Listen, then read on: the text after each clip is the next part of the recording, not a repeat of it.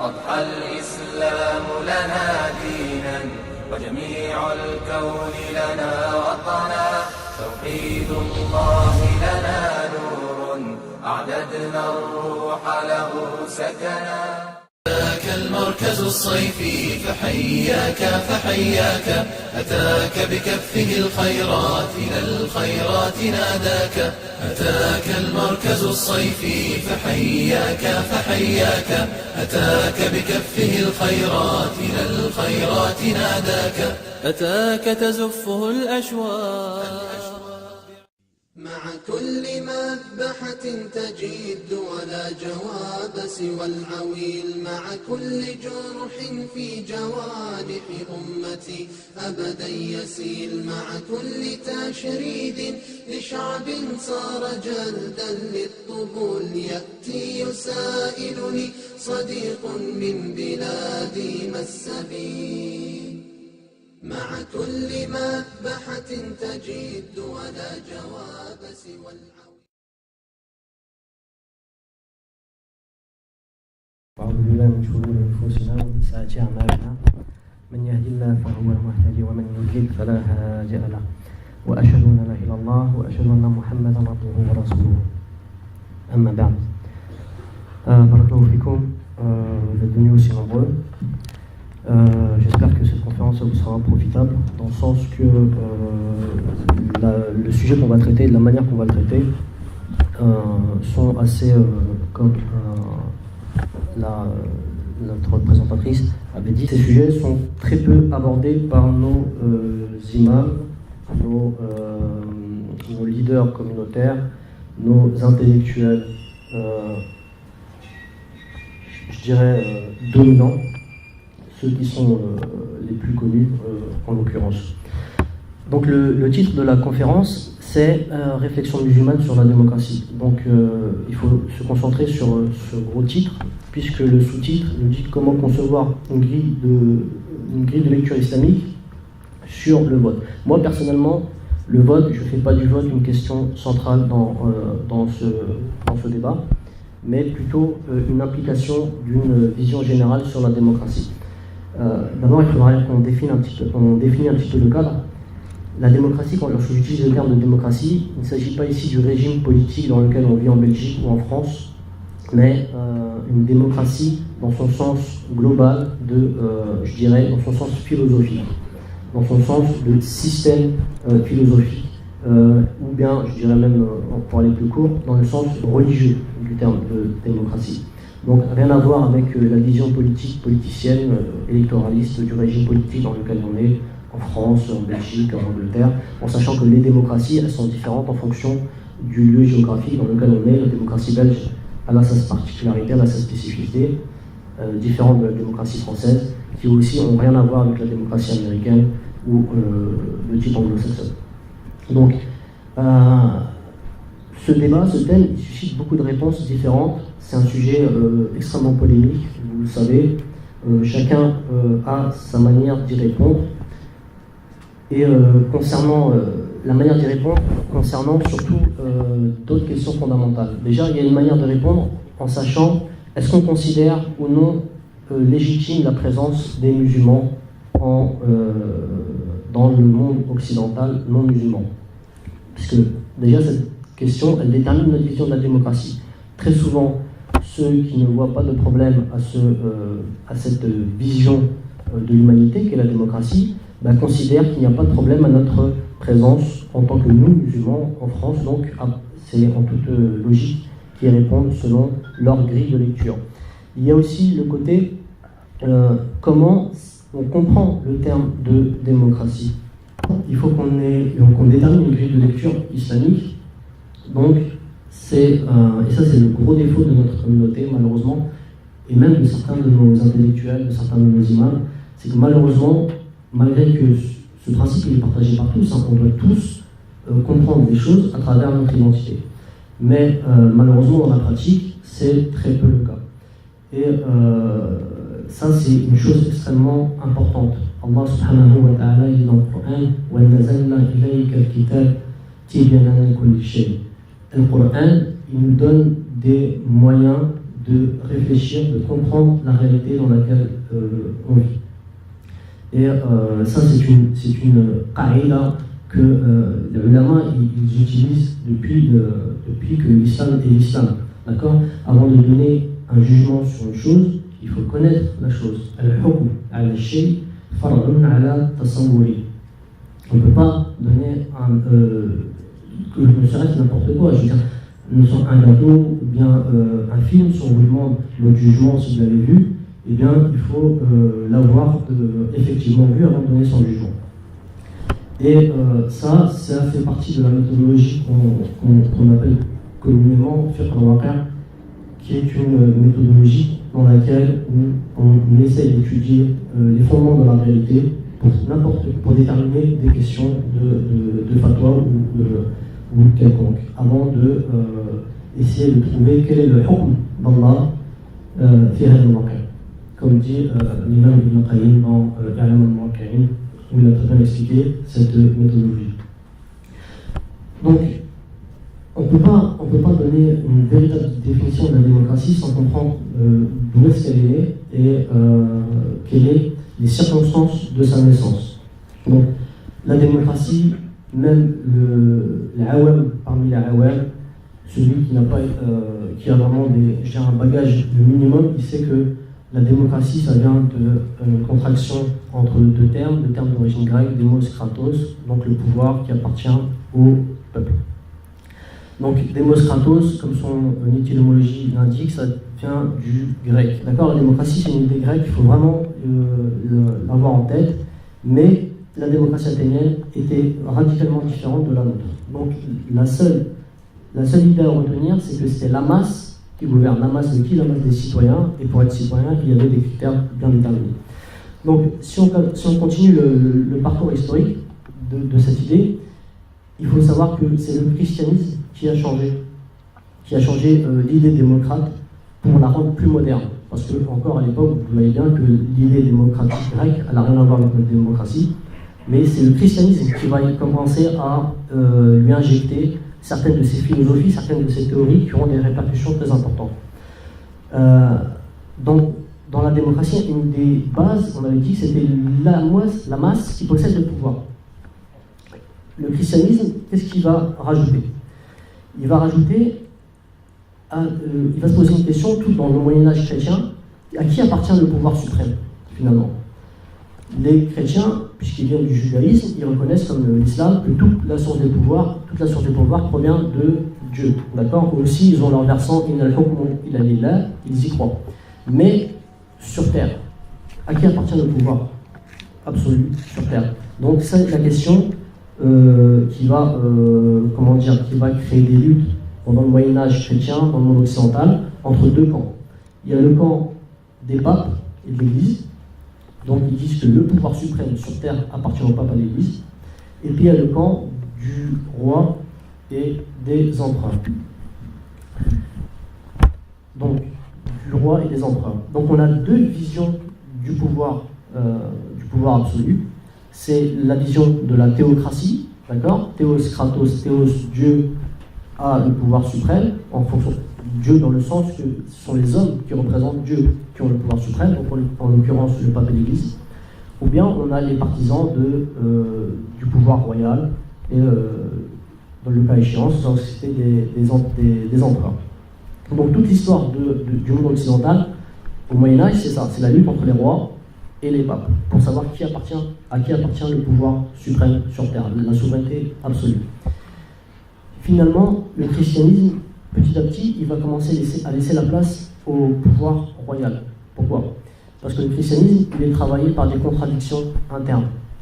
Donc ces contradictions, c'est quoi?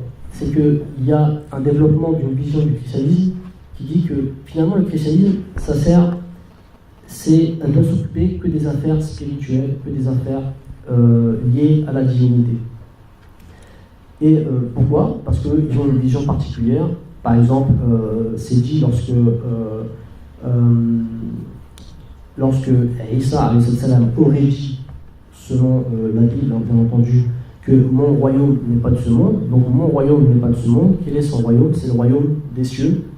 Donc il y a toute une philosophie qui commence à arriver dans le christianisme, où on commence à émerger cette idée de laïcité. Donc, et finalement, plus cette idée va grandir, plus le pouvoir des rois va augmenter jusqu'à qu'ils s'accaparent l'entièreté du pouvoir, de la souveraineté, et on va aboutir à ce qu'on appelle l'absolutisme, où le roi concentre dans sa personne l'entièreté de la souveraineté politique sur terre. Mais deuxièmement, il y a un deuxième axe qui va travailler le christianisme, c'est que vous savez que dans le christianisme, c'est une des bases du dogme chrétien, de la raconta chrétienne, et dans lequel Dieu, pour eux, s'est fait homme. Donc ça, c'est quelque chose d'extrêmement important, parce que ça va avoir des répercussions pour la suite. Dieu s'est fait homme, et très vite, parmi les penseurs chrétiens, ils vont se dire, mais si Dieu s'est fait homme, en réalité, c'est pour que tous les hommes soient des dieux. Donc, ils vont commencer à théoriser ça en disant que finalement, la divinité, elle est en chacun de nous. Une parcelle de la divinité est en chacun de nous. Et c'est cette idée du christianisme qui va féconder l'idée grecque, dans le sens que aujourd'hui, tous les hommes, dans le christianisme, tous les hommes sont nés d'Adam. Donc, Dieu s'est fait homme. Tous les hommes d'Adam ont une fonction, une parcelle de la divinité et une parcelle de la souveraineté absolue sur terre. Et donc finalement, au sortir du Moyen-Âge, on a un courant qui va commencer, on va commencer à l'appeler l'humanisme. Donc l'humanisme, c'est quoi comme religion? C'est une religion où l'humain a remplacé le christianisme. Donc on a un bouleversement. Le Christ, donc pour eux, c'est Dieu qui s'est fait homme. Finalement, l'humanisme, pourquoi ne pas adorer directement cette religion qui fait de tous les êtres humains donc des détenteurs de la souveraineté? Et ça va s'accompagner de la divinisation de sa raison, l'aql. Ils vont diviniser l'aql, donc ils vont supprimer tout ce qui concerne la révélation. Et chez eux, finalement, on va arriver à peu près aux alentours des années 1700, donc à partir de la philosophie des Lumières, on va arriver à toute une conceptualisation de la théorie de la démocratie qui est déjà prête avant les révolutions, avant la révolution anglaise, avant la révolution française, avant la révolution américaine, où déjà on a en germe toute la théorie de la démocratie. Et cette théorie de la démocratie, qu'est-ce qu'elle dit? Elle dit tout simplement que les hommes sont potentiellement tous égaux, ils sont tous détenteurs d'une parcelle de la divinité, donc détenteurs d'une parcelle de souveraineté, d'accord? Et les hommes, ce sont les seuls législateurs, les seuls décideurs. Ils n'ont plus besoin de la révélation. C'est la raison humaine qui a remplacé la révélation. Et donc, finalement, ils peuvent créer leur gouvernement, leur société, par l'homme, pour l'homme, fait par les hommes, dans lequel Dieu, la religion, est totalement exclue, ou bien dans laquelle la place du divin et de la religion est extrêmement minorée. Donc finalement, on a une définition de la démocratie de manière globale et générale qui nous montre que c'est un régime politique qui accorde la souveraineté absolue, d'accord, à tous les hommes. Et dans ce régime, ce sont eux, par des procédures électorales, qui vont décider de leurs valeurs, qu'est-ce qui est bien, qu'est-ce qui est mal, le juste, l'injuste, le vrai, le faux. Tout ça se fait sur la base de leur seule et unique raison. Et on a donc une transfiguration de la démocratie dans laquelle qui a des bases grecques, qui a une texture judéo-chrétienne avec leur philosophie et qui divinise sa raison, l'homme et sa raison.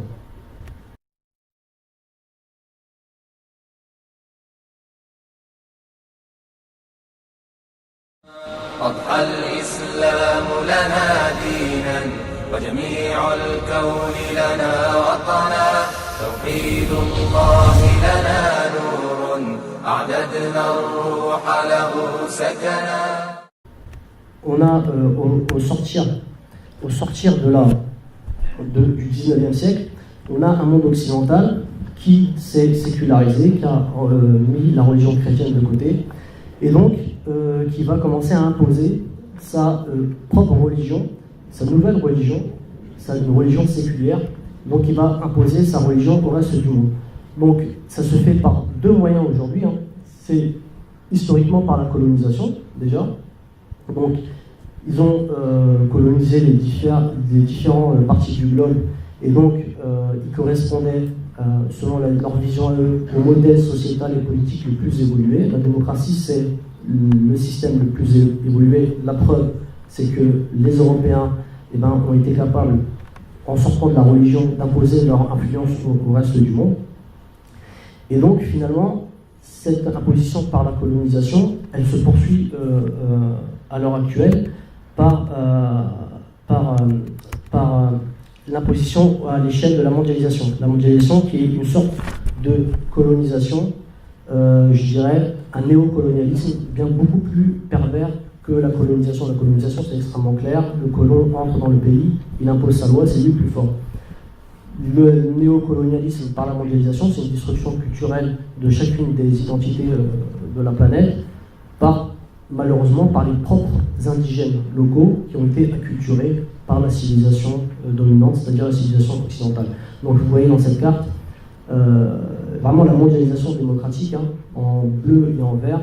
Vous avez tous les pays qui se revendiquent de la démocratie, qui soient de véritables démocraties, ou qui soient en processus de démocratisation, ou bien qui mentent avec eux-mêmes. Mais en tout cas, ils ont fait de la démocratie une référence officielle. Donc dans tous les pays de la planète, il n'y en a que 4. Hein. Donc c'est facile de les retenir. Il y a le Vatican, l'Arabie Saoudite, la Birmanie et le Sultan de Brunei. Donc dans ces 4 pays, officiellement, ils n'ont pas mis la démocratie dans leurs règles constitutionnelles. Ça ne veut pas dire qu'ils ne sont pas en voie de démocratisation. Donc il faut bien faire la différence. Quand on regarde maintenant qu'on a cette vision de la démocratie, avec son côté, je dirais, son échelle, sa vision de l'humanité qui est particulière, on comprend mieux, et on comprend même pas du tout plutôt, comment certains de nos prédicateurs, certains de nos imams, certains même de nos théologiens, parmi les plus grands, refusent de définir la démocratie par sa réalité, c'est-à-dire la réalité de la démocratie. On a à la base une vision de l'humanité qui est totalement nouvelle, c'est-à-dire l'homme, il est détenteur d'une parcelle de la souveraineté absolue. L'homme divinise sa raison, c'est lui seul qui dit ce qui est juste, ce qui est vrai, ce qui est faux, ce qu'on a le droit de faire, le halal, le haram. Donc elle est là la théorie, la base de la définition de la démocratie. Et malheureusement, on a beaucoup de ces genres de ces individus qui refusent et le disent de manière textuelle. Je ne vais pas les citer puisque je n'aime pas citer les noms et les références. Mais bon, là je suis venu avec un livre d'un grand penseur qui a écrit énormément de livres, donc sur justement sur ces problématiques de l'islam dans le monde européen, des musulmans, des questions de civilisation. Quand il aborde la démocratie, il y a 35 pages sur la démocratie, mais jamais il définit la démocratie à sa base. D'accord ? Et là, on se demande pourquoi. Et on est étonné, alors soit c'est de la duplicité, soit c'est du mensonge tacite, mais il y a une volonté de ne pas donner la véritable signification à leur terme. Et donc cette personne-là, qu'est-ce qu'elle fait ? Elle définit la démocratie par ses caractéristiques. Alors qu'on sait très bien que le ulama, ils nous disent al-ibra ala al-haqa'iq laysa ala al-musammayat, c'est-à-dire qu'on donne les définitions grosso modo, on donne les définitions par leur réalité et non par des appellations secondaires ou par des caractéristiques indirectes. Et malheureusement, donc cette personne-là définit tout le temps, et c'est pas la première fois, dans ses livres c'est récurrent, refus total, catégorique de définir la démocratie dans sa réalité.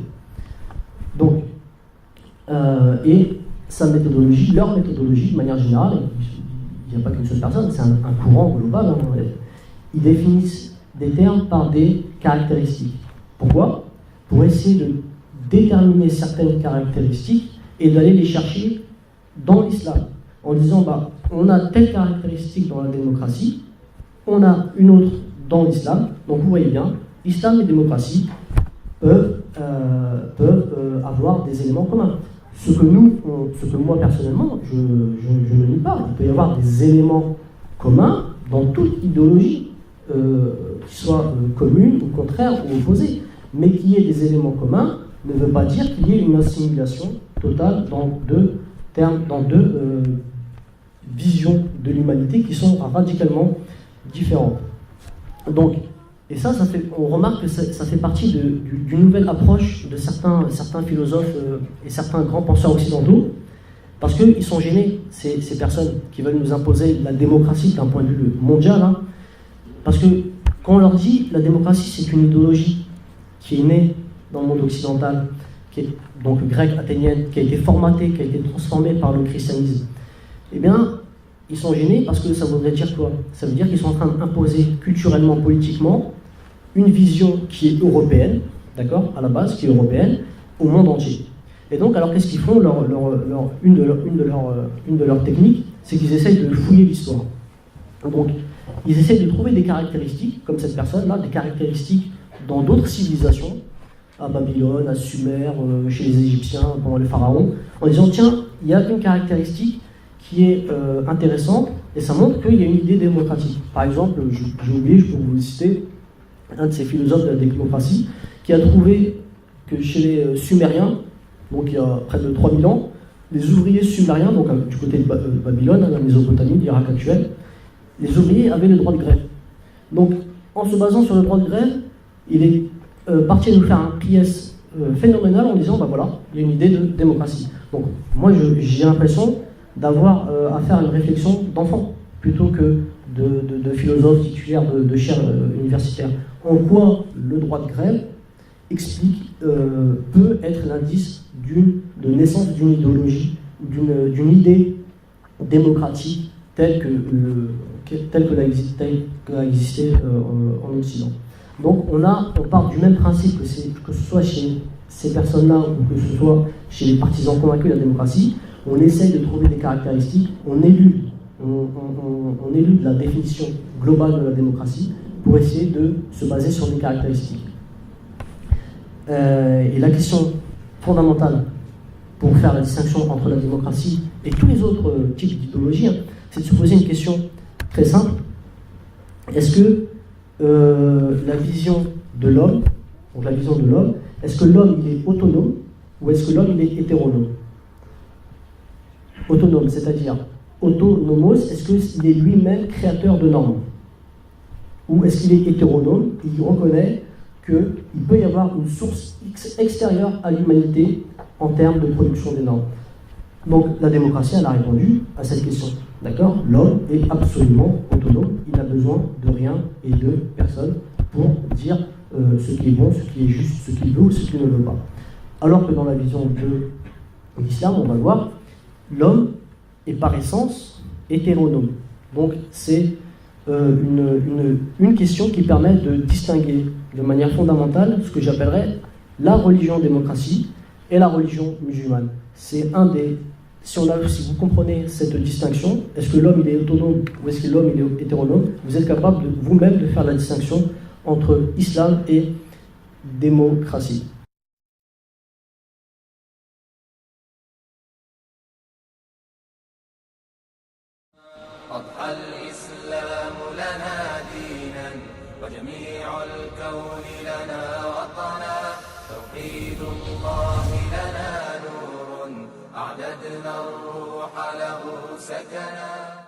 L'islam, tout l'islam, de manière générale, l'islam, c'est la soumission complète et absolue à cette reconnaissance de l'unicité divine.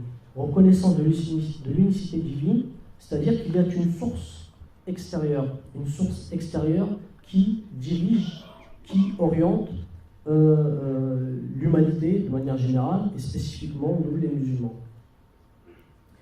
Et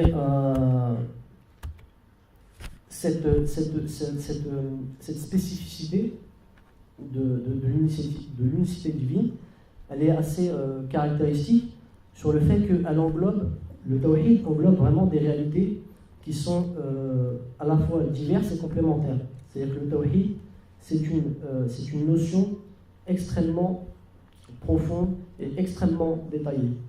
À tel point que l'explication de la notion de tawhid dans l'islam, elle corrobore bien que le prophète Mohammed sallallahu alayhi wa sallam, il est le dernier des messagers. Parce qu'il est le dernier des messagers dans le sens que le tawhid, la version du tawhid dans l'islam, c'est une version qui est complète. On ne peut rien rajouter de plus. Et quand on comprend, qu'on étudie cette science, on voit bien que le tawhid dans l'islam, il est tellement complet qu'on comprend que le prophète, il a dit qu'il était le dernier des envoyés. Parce qu'il est le dernier des envoyés, parce que le tawhid, il est achevé dans la vision musulmane. Ça, c'est même certains grands orientalistes l'ont compris quand ils ont étudié, donc des orientalistes non musulmans, quand ils ont étudié le tawhid, ils ont dit que vraiment le tawhid dans l'islam, il est extrêmement spécifique, il est extrêmement fort. L'unicité divine dans l'islam était quelque chose d'extrêmement particulier, à tel point que ces orientalistes ils disent même qu'on comprend que pour les musulmans, les juifs et les chrétiens, qui sont al-Kitab, et bien que les juifs et les chrétiens, ce sont des mouchriquins, des païens. Quand on étudie ça, ce sont des paroles de certains orientalistes qui disent, quand on étudie le tawhid dans l'islam, on comprend que nous les non-musulmans, donc les chrétiens ou les juifs, on soit considérés comme des mouchriquins. Tellement le tawhid dans l'islam, il est complet. Et donc, ce tawhid, les différentes réalités du tawhid, elles sont visibles dans la sourate al-Fatiha, qu'on récite au moins, donc les musulmans, au moins 17 fois par jour. 17 fois, donc 17, 19, si on rajoute, enfin je le sourate. Et dans cette sourate, il y a différentes réalités, elles témoignent de différentes réalités de ce tawhid. Quand on dit Bismillah ar-Rahman ar-Rahim, Alhamdulillah Rabbil Alamin. Rabbil Alamin, le Seigneur des mondes. Le Seigneur des mondes, donc, il vise ici une catégorie du tawhid qu'on appelle le tawhid rububiyya de la racine arabe, qui veut dire Seigneur, la Seigneurie. Rabbil Alamin, on reconnaît que Allah, il est le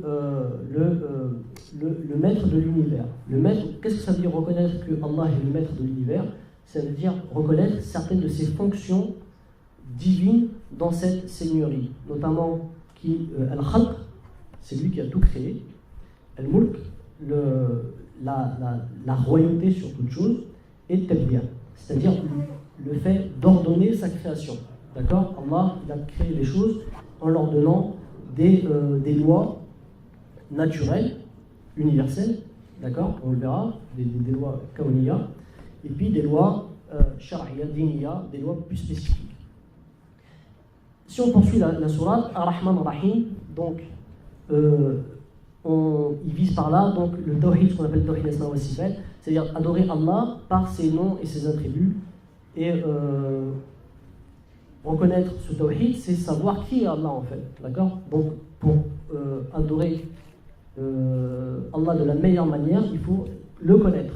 Donc Allah subhanahu wa ta'ala, il dit dans d'autres versets, وَلِلَّهِ الْأَسْمَاءُ الْحُسْنَى فَادْعُوهُ بِهَا. Donc Allah appartient les plus beaux noms, adorez-les. Le deuxième, si on poursuit la lecture de la Fatiha, donc Ar-Rahman Ar-Rahim, Maliki Yawmiddin. Maliki Yawmiddin, encore une répétition du Tawhid Rububiyya. Maliki Yawmiddin, dans le sens que Allah subhanahu wa ta'ala est le maître du jugement dernier, c'est lui qui statuera de cette finalité dans sa création.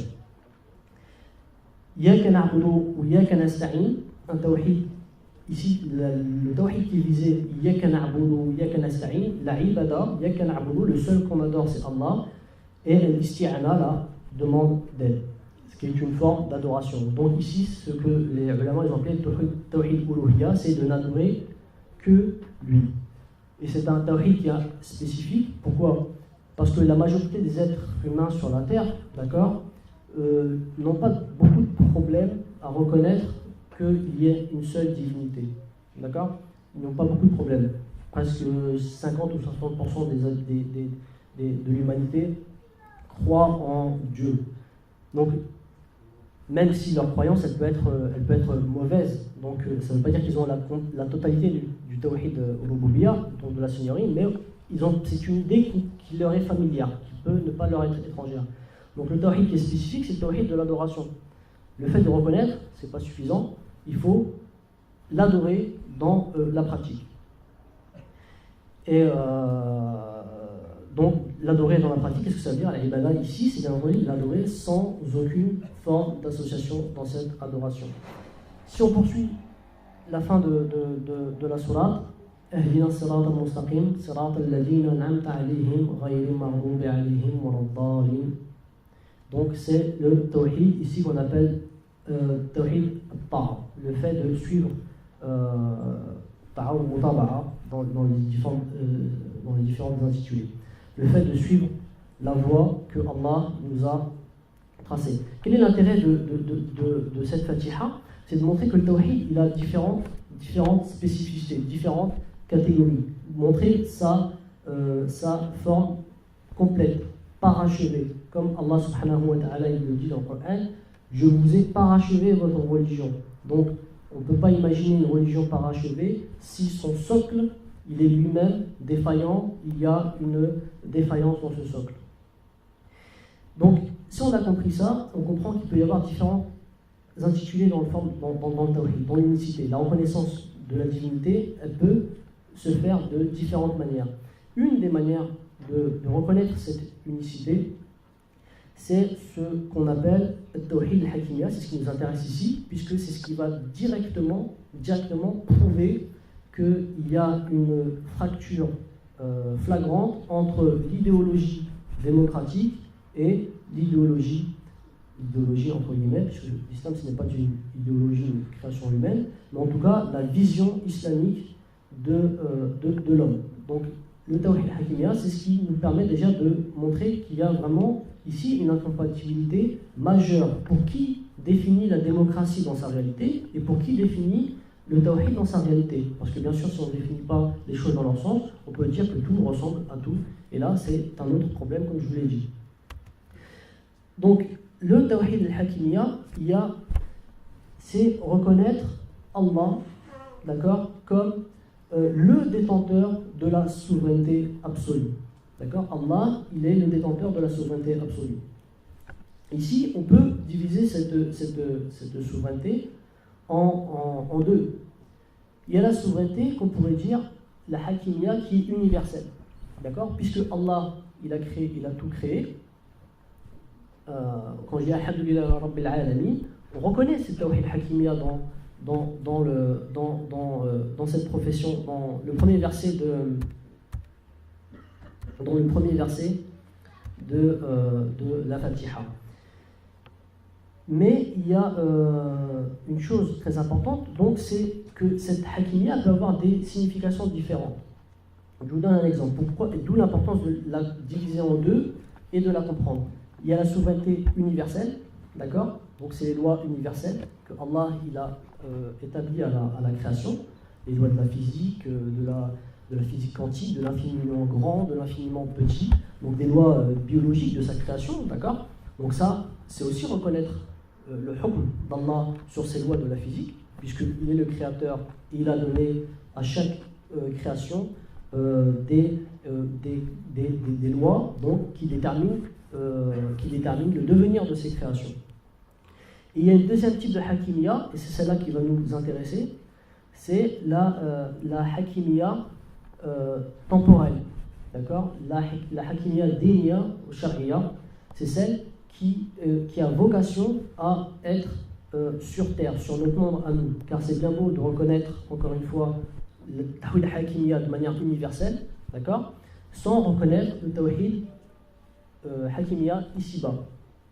Parce qu'aujourd'hui, dans le monde arabe, vous avez ce qu'on appelle des gens qui appartiennent au courant Hadati Imani, au courant moderniste, d'accord, courant moderniste islamique pour faire rapidement court. Ce sont en réalité ceux qui ont adopté une vision occidentale de l'humanité, d'accord. Donc ils nous disent, dans ces pays où il y a des débats comme ça, ils disent que nous, subhanallah, on reconnaît le tawhid al-hakimiyya. on reconnaît que Allah il est le seul juge, on reconnaît que la souveraineté elle lui appartient. Mais ils reconnaissent une version de la Hakimiyya, d'accord? Et dans le Coran, il y a plusieurs versets sur ce tawhid et qui prêtent à confusion. Par exemple, si je dis Inna Allah yahkum baynahum yawm al-qiyamah. Allah jugera entre eux dans la différence le jour du jugement. Donc ici, c'est reconnaître la Hakimiyya d'Allah. Si je pose la question Man huwa fa'ilul fi'l yahkum, c'est Allah. Qui est le sujet du verbe yahkum? C'est Allah. Le laïc, il n'a pas de problème avec ça. C'est Allah qui va nous juger le jour du jugement. Et ça rejoint le verset de la Fatiha, Maliki yawmiddin. Donc le jour du jugement, on n'a pas de problème. Voilà qu'il y a d'autres versets qui non seulement visent la souveraineté universelle d'Allah, et visent aussi la souveraineté temporelle. D'accord? Et ces versets, ils existent. Et c'est une preuve flagrante que dans l'islam, encore une fois, la vision de l'homme, d'accord, l'homme est hétéronome, est foncièrement hétéronome. Ça veut dire qu'il dépend d'une source extérieure pour le guider ou l'orienter. Et ces versets sont connus, hein, d'accord. Inna Allah anzalna ilayka al-kitab bil haqq tahkum baynahum bima araka Allah. Bima araka Allah. Bayna an-nas bima araka Allah. Et il y a d'autres versets. Donc inna anzalna ilayka إنا أنزلنا إليك الكتاب لتحكم بين الناس بما أراك الله بالحق آثر غير الله يبتغي حاكما وهو الذي أنزل إليكم الكتاب مفصلا. Est-ce que vous voulez est-ce que vous désirez un autre législateur en dehors d'Allah, alors que c'est lui qui vous a descendu le kitab al-mufassalan, le livre au verset bien détaillé.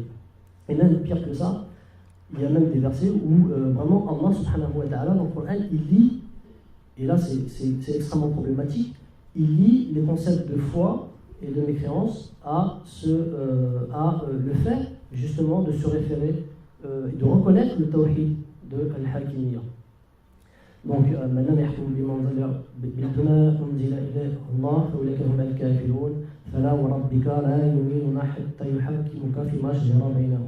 donc, le fait, ils ne seront pas croyants tant qu'ils ne t'auront pas fait de toi le juge. L'inverse, d'accord, si tu ne juges pas avec Allah, tu es le mécréant. Tu es un mécréant. Donc, c'est des questions importantes et essentielles et qui montrent bien que l'homme, il n'est pas autonome, il n'est pas foncièrement autonome comme le stipule la théorie, la vision démocratique et notamment sa vision de la souveraineté absolue.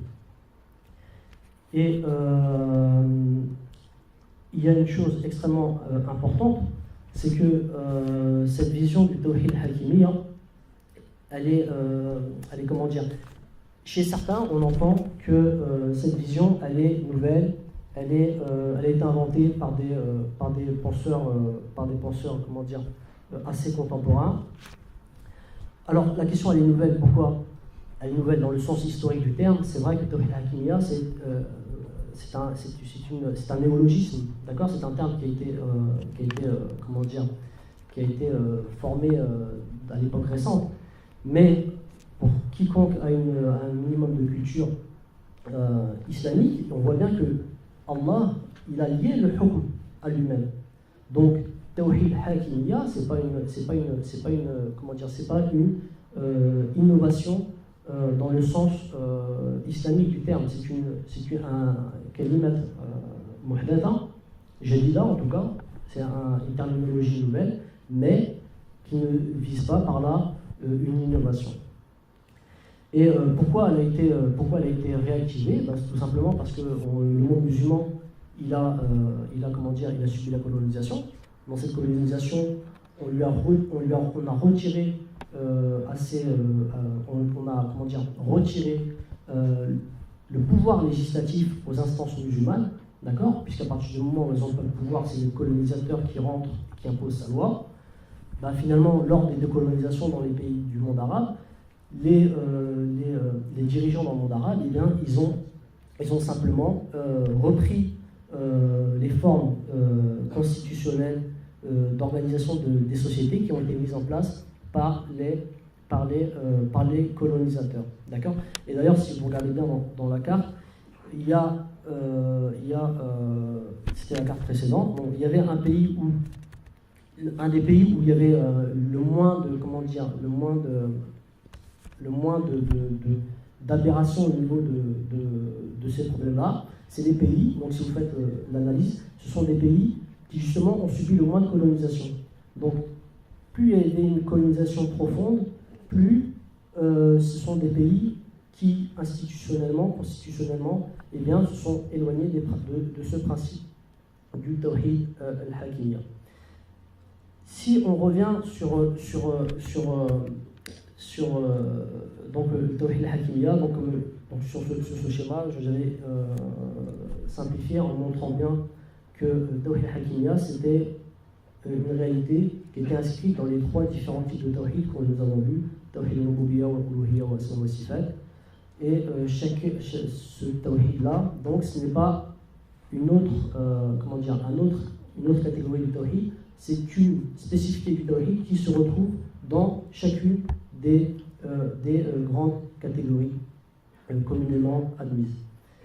Et donc, si on regarde cette question de plus près, on voit bien que rien que ce concept-là, parce qu'on pourrait détailler les choses énormément, on verrait qu'il y a une contradiction flagrante entre la vision de l'être humain dans le système démocratique et la vision de l'être humain dans l'islam. D'accord? Dans la vision islamique, il y a des orientations, des directives, des directions que l'homme doit suivre. Donc foncièrement, il n'est pas totalement autonome, il est hétéronome. Et chose extrêmement importante, ça ne veut pas dire, encore une fois, parce qu'on pourrait détailler le sujet, ça ne veut pas dire que l'homme n'a pas de fonction législatrice. D'accord? Ça, c'est une chose très importante à savoir. L'homme, en islam, il peut, entre guillemets, créer des lois. D'ailleurs, il y a une chose qui est issue de la création des lois, c'est ce qu'on appelle le fiqh. D'accord? Mais le fiqh, il a ses conditions. C'est-à-dire que le fiqh, il doit être reconnu comme une émanation du Tawhid al-Hakimiyya. C'est-à-dire qu'on reconnaît que l'homme n'est pas totalement autonome. On ne peut pas faire tout et n'importe quoi sous prétexte de fiqh. D'accord? Le fiqh, c'est simplement une possibilité de créer du droit qui découle des sources primaires du droit musulman lui-même, c'est-à-dire le Coran et la Sunna. C'est pour ça que il y a ce qu'on appelle le tashri'. Il y a deux types de tashri'. Le pouvoir législatif, d'accord? Il y a le tashri' al-mahdhur al-mukaffir, le tashri' qui est interdit, puisque si on le fait, on reconnaît finalement que c'est nous qui avons l'entièreté de la hakimiyya. Et il y a le tashri' jaiz, le tashri' qui est permis, et c'est celui qui est visé par le fiqh. Parce que le fiqh, encore une fois, le fiqh c'est du droit. Quand vous regardez dans l'histoire de l'islam, il y avait différentes catégories de droits, le fiqh du mariage, le fiqh des transactions commerciales, le fiqh des relations diplomatiques, etc., etc. Tout ça, c'était du droit qui était appliqué, mais dont la source primaire, c'était quoi? C'était le Coran et la Sunna. Et qui était créateur de ce droit? C'était des ulama, c'est-à-dire des personnes qui avaient intériorisé dans leur fonction législative, qui avaient intériorisé qu'ils n'étaient pas des législateurs absolus, c'était des législateurs relatifs. D'accord? Ça veut dire qu'ils reconnaissent donc le Tawhid al-Hakimiyya, ils disent que notre pouvoir, c'est un pouvoir notre pouvoir législatif, entre guillemets, il est relatif, il est circonstancié, et il découle du pouvoir de la légitimité, de la reconnaissance de la légitimité suprême du hukm d'Allah. Et donc, ça n'a rien à voir aujourd'hui avec notre fiqh, qui est d'abord un fiqh qui est déconnecté des sources primaires de l'islam. un fiqh qui est complètement, je dirais, innovateur, innové, qui peut servir pour tout et n'importe quoi. D'ailleurs, historiquement, dans l'histoire de l'islam, les premiers à avoir utilisé le fiqh de manière complètement délurée, c'était des individus qui faisaient partie du courant Haddadi et Ilmani. D'accord? Alors, par exemple, je prends l'exemple le plus flagrant, c'est la Tunisie de Bourguiba au sortir de l'indépendance. Donc, Habib Bourguiba, pour démocratiser, pour laïciser son pays, il n'a pas utilisé directement les préceptes occidentaux, hein. Il a utilisé le fiqh en obligeant par sa prétendue qualité de mujtahid, en disant ben voilà, je vais utiliser le fiqh de l'islam pour essayer de moderniser la Tunisie selon les canons occidentaux. Et aujourd'hui, cette utilisation perverse du fiqh, elle est très répandue et très préjudiciable pour les sources de l'islam. Donc finalement, si on juste sur le point du rapport entre l'islam et la démocratie, on sait que la démocratie, comme je vous l'avais dit, dans son manière générale, dans sa définition, dans son acceptation générale, c'est une religion. D'accord? Comme toute religion, n'importe quelle religion, il y a un niveau de croyance et un niveau d'action. Et la démocratie, si vous regardez avec cette grille de lecture, la démocratie est une religion comme une autre, d'accord? Puisqu'elle a sa croyance. Je prends un exemple ici, c'est la vision de l'humanité, d'accord? L'homme, il est capable de se diriger sans source externe. Il a aussi son volet action. Donc, il y a des actions qui sont purement démocratiques. Donc, et ça pose la question de savoir, cette opposition fondamentale, il y a un élément de contradiction extrêmement important entre l'identité démocrate et l'identité musulmane. Parce qu'à un moment donné, puisqu'on a deux systèmes religieux qui, chacun de leur côté, possèdent des actes et des paroles, d'accord? Et la foi dans l'islam, c'est un ensemble d'actes, un ensemble de paroles. La foi aussi démocratique, la démocratie a une foi qui est un ensemble d'actes et de paroles. À un moment donné, va se percuter des réalités différentes, des intérêts qui vont être divergents. Donc, au sein de l'identité musulmane, va se poser la question contradictoire, à savoir, mais quel acte je vais privilégier en fonction de quelle identité? Parce qu'à un moment donné, il y aura des interférences. Je prends un exemple, ça ne nous concerne pas, mais bon, je prends un exemple. L'application de la charia et l'application de la loi séculière, démocrate. Nous, on est tous à notre échelle, on est tous des gouvernés, excusez-moi, donc ça ne nous intéresse pas. Mais quoi qu'il en soit, vous voyez bien qu'il y a un moment donné, en termes de foi islamique, il y a un paradoxe. Il faut que je choisisse si je voudrais appliquer un ordre législatif. Je sais que le terme sharia, il est très médiatiquement, il est très connoté négativement. Malheureusement, on ne peut rien y faire. Les médias on n'aurait pas le temps on n'a pas encore la possibilité d'expliquer ce que c'est la réalité de la sharia, mais quoi qu'il en soit, l'ordre législatif musulman, de manière générale. À un moment donné, il va se poser pour les gouvernants. Je prends un exemple. Selon son identité, qu'est-ce qu'il applique? De manière générale, on va avoir des situations qui sont contradictoires. Et ce genre de paradoxe n'est jamais, c'est le problème. Le gros problème, c'est que ce genre de présentation, ce genre d'explication n'est jamais expliqué aux musulmans. Donc on leur dit, on leur présente des choses de manière simpliste, on leur définit pas la réalité des principes, la réalité des implications de ces principes. Et finalement, pourquoi? Parce qu'on sait très bien que si on explique la réalité des choses, on va arriver à un paradoxe. Et c'est ce genre de paradoxe sur lequel certains veulent ne pas passer, puisque ça briserait à leur socle toute leur argumentation. Et donc, sur la finalité de la présentation, la hakimia, on avait dit que l'islam possède sa hakimia. Donc, partout aussi, chaque religion a sa vision de la hakimia. D'accord? Et si on regarde la hakimia de la démocratie, donc qu'est-ce que c'est? La hakimia de la démocratie, c'est que, aussi on pourrait la diviser par 3, donc on peut la diviser par 3 ou par 2, c'est pas important. L'intérêt, c'est juste de comprendre qu'il y a des oppositions fondamentales.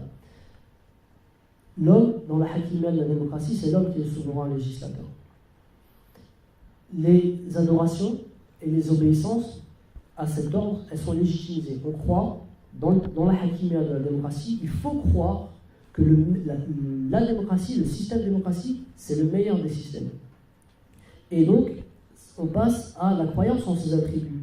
C'est-à-dire que il a aussi, donc la hakimia, elle a aussi son tawhid asma wa sifat. D'accord? C'est-à-dire qu'il faut dire, par exemple, que la démocratie, c'est le meilleur système, ou le plus efficace, ou le moins pire. Donc, ce sont des qualificatifs pour reconnaître la légitimité de la démocratie.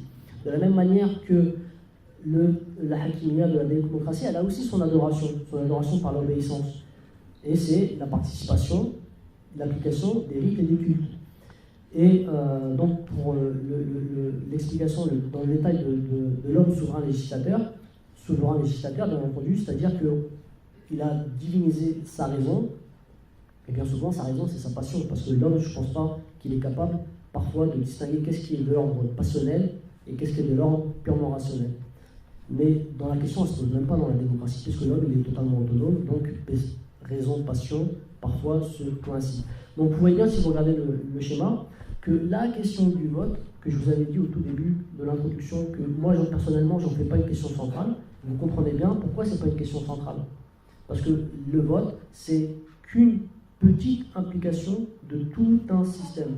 Et donc, la participation de l'application, par exemple, de la démocratie par le vote, c'est une application qui est totalement inutile de s'acharner sur est-il halal de voter ou pas, si on n'a même pas compris l'ensemble de tout le système religieux de la démocratie.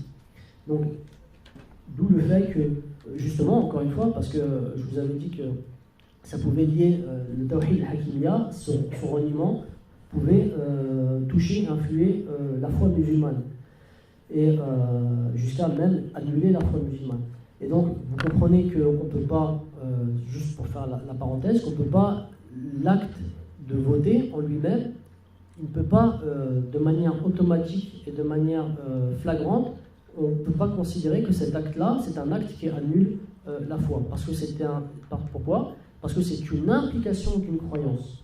Donc, bien entendu, on ne peut pas dire, par exemple, et ça, ce serait une position, entre guillemets, extrémiste, hein, de dire que ceux qui participent et qui appliquent ces rites de la démocratie sont des gens qui ne sont pas musulmans. Donc ça, c'est l'argument de ceux justement qui ne veulent pas que vous réfléchissiez à l'ensemble du système. Ils veulent vous faire peur en vous disant, attention, ceux qui votent vous disent, par exemple, comment dire, essayent de crier au loup, enfin, de faire peur, en disant que ces gens-là, ils n'ont pas compris, ils considèrent le vote comme un acte qui fait sortir son auteur de l'islam. C'est faux, c'est pas du tout vrai.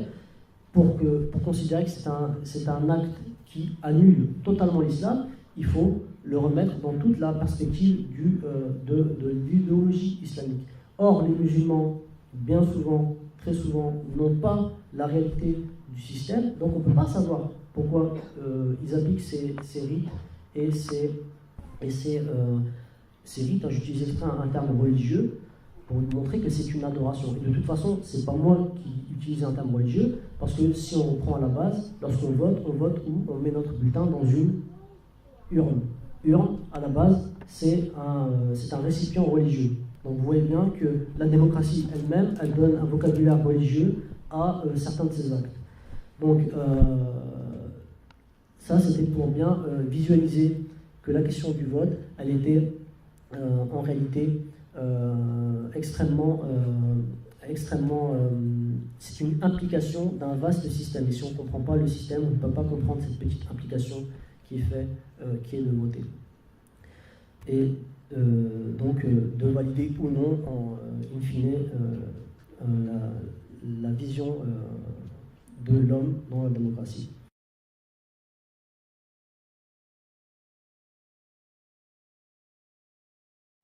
أضحى الإسلام لنا دينا وجميع الكون لنا وطنا توحيد الله لنا نور أعددنا الروح له سكنا.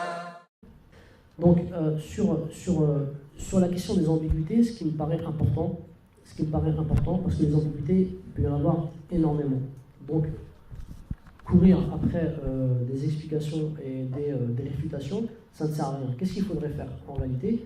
C'est de détruire, c'est pas de détruire, mais de réfuter la matrice qui fabrique ces ambiguïtés. Puisque les ambiguïtés, ils disent ça ne finira jamais. Pourquoi? Parce qu'à partir du moment où on a une mauvaise compréhension, eh bien, on cherchera toujours à essayer de prouver dans le Coran, dans la Sunna, donc, et de valider cette compréhension. D'accord? C'est ce que j'avais dit dans une conférence précédente. C'est toute une méthodologie qui est inversée, c'est-à-dire qu'il faut comprendre la réalité, à travers l'islam. Et non pas le contraire, non pas la réalité qui va nous faire comprendre l'islam. D'accord? C'est fahm al-waqi' bil-islam wa laysa fahm al-islam bil-waqi'.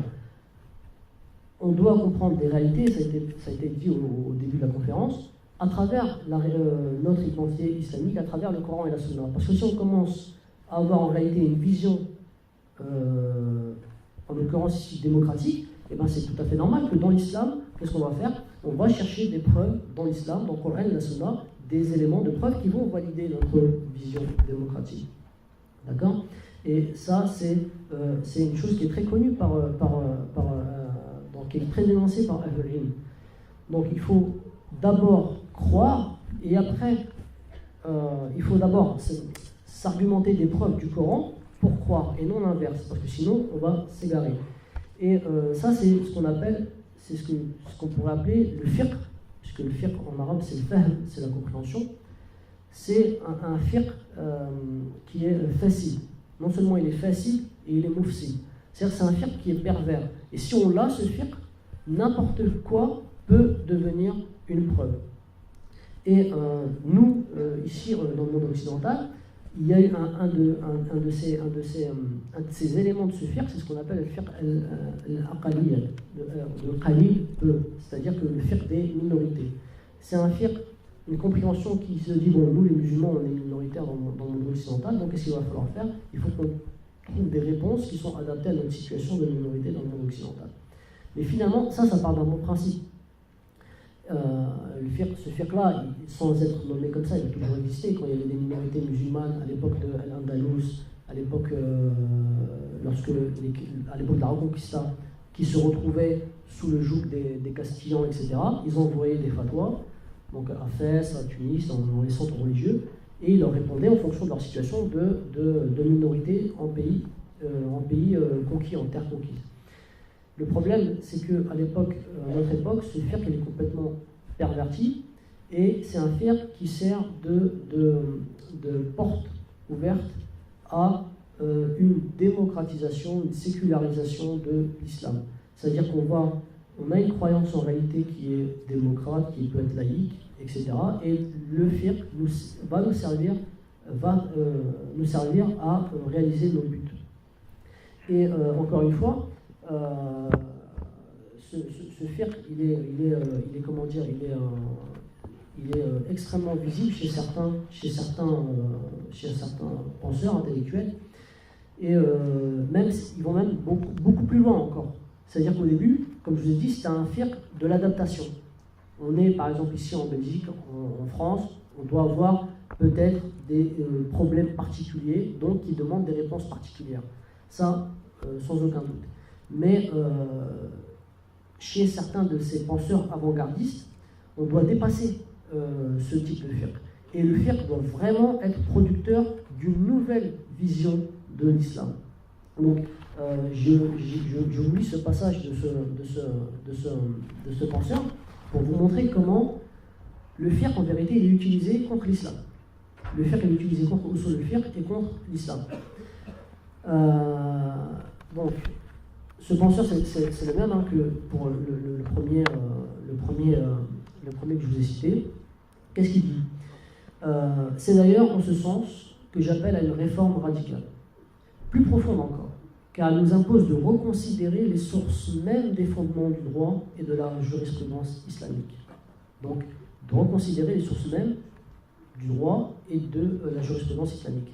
Non plus seulement des adaptations circonstanciées du droit et de la jurisprudence, ce que je vous expliquais, mais il s'agit de donner les moyens de dépasser et de passer à une réforme de l'adaptation, à une réforme de la transformation. Donc, je ne sais pas si c'est assez clair, donc c'est plus maintenant un fiqh qui sert à nous répondre à nos questions, d'ordre cultuel, pratique. C'est un fiqh qui doit nous transformer avant de nous permettre d'être nous-mêmes contributeurs. Donc contributeurs, c'est-à-dire d'être nous-mêmes autonomes, dans le sens que je vous ai expliqué. Donc vous voyez bien qu'on a une vision du fiqh qui est en soi, à la base, mauvaise, et c'est cette vision du fiqh qui va faire que finalement on va trouver des ambiguïtés, on va chercher des éléments qui vont nous permettre de donner raison à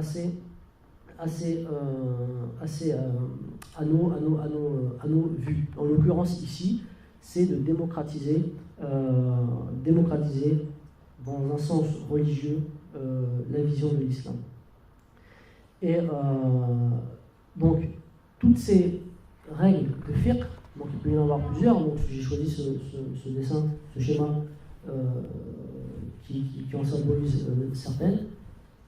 Ces règles, si on les associe les unes avec les autres, finalement, on va arriver à ce que certains esprits, ils avaient déjà compris, d'accord, chez les Ilmani dans le monde arabe et les partisans du courant hadathi moderniste dans le sens traduit, et bien eux, ils ont très bien compris qu'avec le fiqh, d'accord, ils pouvaient arriver à faire ce qu'ils voulaient. À partir du moment où le fiqh est déconnecté de ses usul, et bien ça peut devenir une arme par laquelle ils peuvent tout faire. Donc des règles comme al-maslaha, des règles comme akhaf al-darari, l'urf al-gharbi, c'est quelque chose d'extrêmement extraordinaire, c'est la tradition des musulmans en Europe. Elle devient elle-même source de droit. C'est quelque chose d'assez étonnant. Ou de vision de taysir al-aqida, c'est-à-dire alléger la aqida. La aqida, elle est trop contraignante encore. Pourquoi? Donc il faudrait l'adapter à notre situation en France. Donc finalement, on voit bien que dans cette vision de ce fiqh, eh bien, on va aller à une intégration de l'islam à ce que veut la religion dominante. La religion dominante en Belgique, en France et dans 99 pays dans le monde, c'est bien entendu la vision démocratique, libérale, séculière. Et elle tolère cette vision de la religion, de la démocratie, et c'est là son effet pervers, elle tolère les autres religions que si elles vont abandonner le pouvoir. Donc toute la problématique elle est la suivante. Il faut que l'islam et les musulmans, de manière générale, n'aient plus conscience de certaines réalités de l'islam pour finalement qu'ils puissent être intégrés au nouvel ordre. Donc ça sur notre petite conclusion.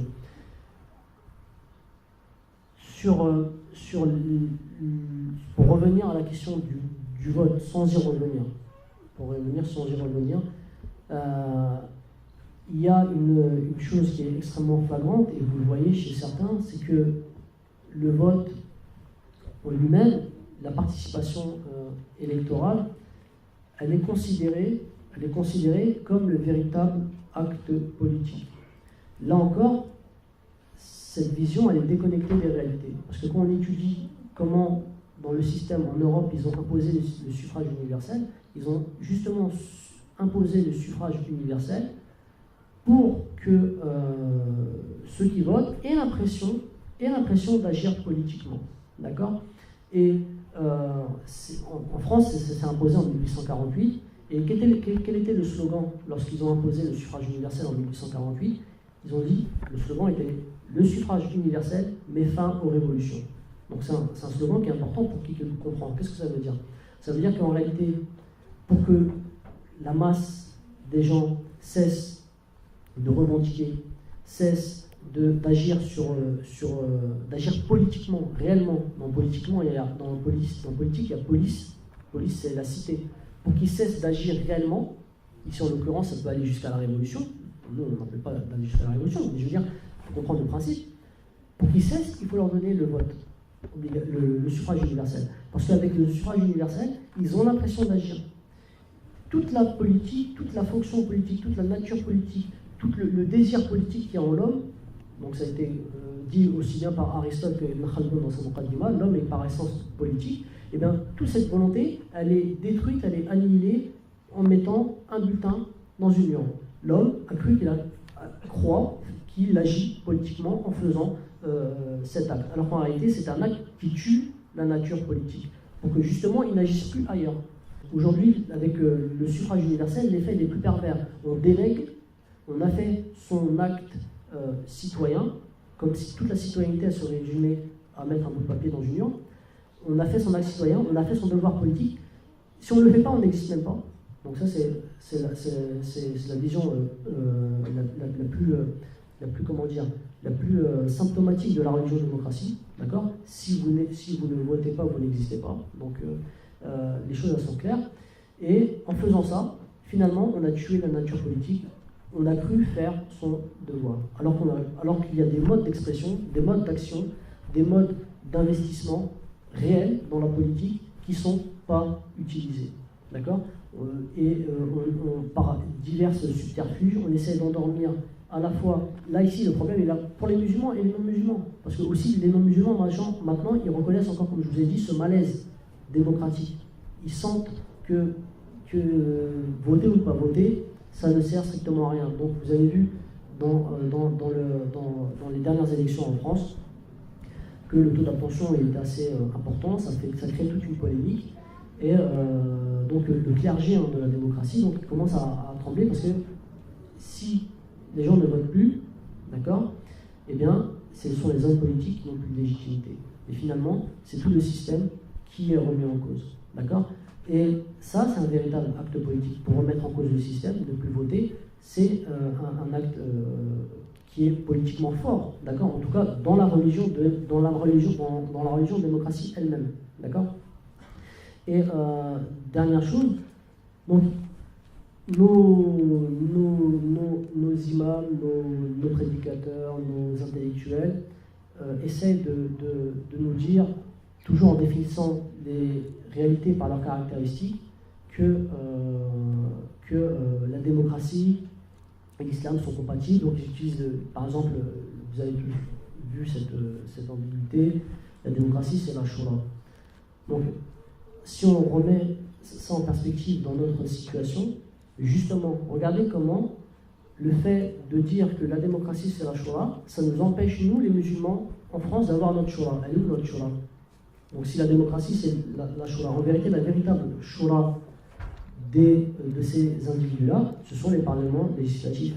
Parce que le fait de délaisser ce versant de la politique va nous obliger, nous, à nous organiser en tant que citoyens, en tant que communauté. Et justement, de créer cette Shura avec laquelle ils utilisent un argument pour valider, in fine, la théorie démocratique. Donc, vous avez vu comment on utilise une preuve pour finalement valider un système qui n'est fondamentalement qui n'est pas musulman, tout en délaissant cette preuve pour l'islam. Ça veut dire qu'on prend la Shura qui existe dans l'islam, on valide avec ça la démocratie, mais finalement la Shura dans l'islam, elle n'existe pas. Donc, et vous voyez bien que comment on tue la nature politique du musulman, ici en l'occurrence, avec cette nature avec laquelle il pourrait s'organiser, il pourrait s'auto-gérer, mais bien entendu, c'est peut-être pas de l'intérêt de certains.